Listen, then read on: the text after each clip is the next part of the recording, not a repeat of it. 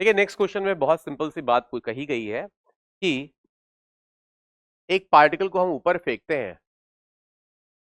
अब ऊपर फेंक रहे हैं तो पॉइंट ऑफ प्रोजेक्शन जहां से भी फेंक रहे हैं वहां पे ओरिजिन मान लीजिए और consider 3 points on the path such that S represents displacement from origin. देखिए एस पॉजिटिव वी पॉजिटिव, तो अगर ऊपर फेंका है तो कुछ दूरी तक तो ये ऊपर जाएगा, ये फर्स्ट पार्ट है। ठीक है, पहले तो ऊपर ही जाएगा। फिर एस पॉजिटिव वी नेगेटिव, तो जब ये नीचे आ रहा होगा तो देखिए यहां से लेकर यहां तक उसका डिस्प्लेसमेंट तो पॉजिटिव है लेकिन वेलोसिटी नीचे है, तो ये सेकेंड पार्ट है। और फिर उसके बाद ये और नीचे गिरेगा जिस समय उसका डिस्प्लेसमेंट और वेलोसिटी दोनों नेगेटिव हुए, तो ये थर्ड पार्ट है।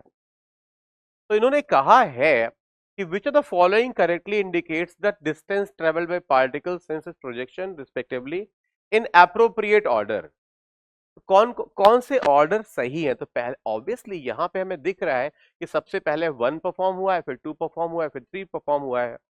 ओके, तो जो ऑर्डर है वो क्लियरली कौन सा है? 1 2 3, तो 1 2 3 है। अब डिस्टेंसेस के बारे में पूछा गया है, तो देखिए हमें यहाँ पे क्या पूछा गया है? which of the following correctly indicates the distance traveled by the particle since its projection to the respective point in appropriate order। देखिए यहां से लेकर यहां तक इतनी डिस्टेंस है,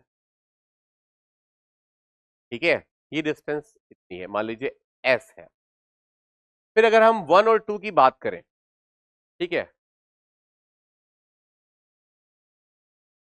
सिंस अच्छा ये भी बात कही गई है, थोड़ा सा दोबारा समझिए, since it's projection to respective points in appropriate order. Okay, फिर यहां से अगर हम यहां तक के डिस्टेंस की बात करें तो भाई इस पॉइंट तक की तो 2s डिस्टेंस हो जाएगी, और उसके बाद की बात करें तो और ज्यादा डिस्टेंस हो जाएगी।